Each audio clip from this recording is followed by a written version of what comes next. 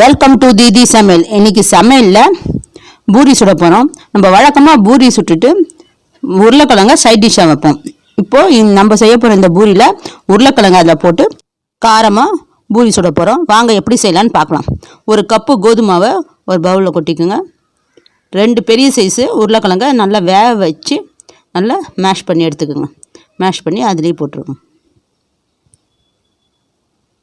சின்ன சைஸாக இருந்துச்சுன்னா ஒரு 3 கூட எடுத்துக்கோங்க. பெரிய சைஸாக இருந்தால் ஒரு 2 போதும்.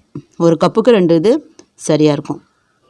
வரமிளகாவை மிக்சியில் தூள் ஒரு ஸ்பூன் போட்டுக்கோங்க. 1/4 ஸ்பூன் மஞ்சத்தூள், கொஞ்சம் கொத்தமல்லி தழை கொஞ்சம் போட்டுக்கோங்க. உப்பு உங்கள் சுவைக்கு தகுந்த மாதிரி உப்பு போட்டு பெசரி விட்டுக்குங்க.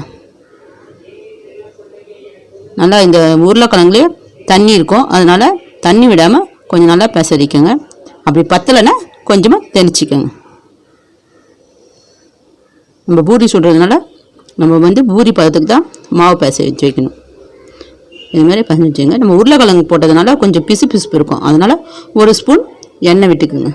எண்ணெய் விட்டு பசஞ்சு வச்சுக்கோங்க. நம்ம கையில் ஒட்டாமல் இருக்க தான் 1 ஸ்பூன் எண்ணெய் விட்டுறோம்.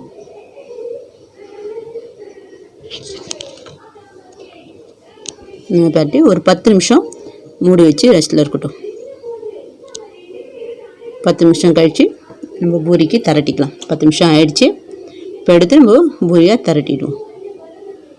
நல்லா ஒரு பசஞ்சிட்டு ஒரு சின்ன பால் சைஸ், உங்களுக்கு பூரி எந்த சைஸுக்கு வேணுமோ அந்த சைஸ்க்கு எடுத்துக்கோங்க. மாவு எடுத்து மாவு கொஞ்சம் போட்டு நம்ம கோதுமை மாவோ மைதா மாவோ எந்த மாவு இருந்தாலும் பரவாயில்ல போட்டு பூரியை திரட்டிக்குவோம். ஏன்னா அது கல்லில் ஒட்டாமல் இருக்க தான் மாவு போடுறோம்.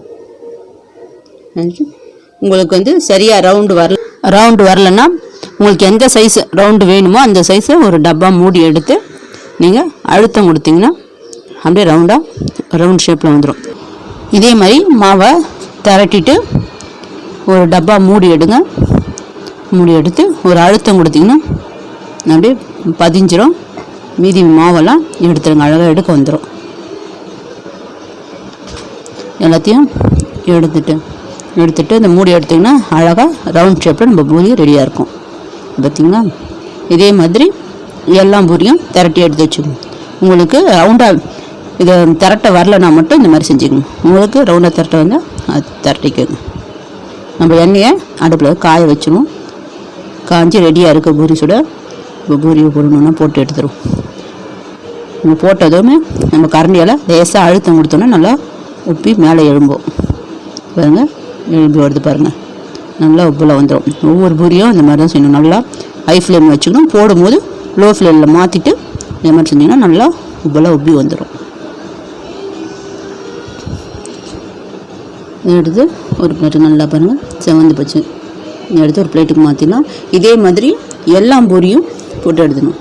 இது ரொம்ப சுவையாக இருக்கும் சாப்பிட்றதுக்கு. நம்ம உருளைக்கிழங்குலாம் சேர்த்துங்க. பசங்களாம் ரொம்ப விரும்பி சாப்பிடுவாங்க. இதுக்கு சைட் டிஷ்ஷே தேவையில்லை.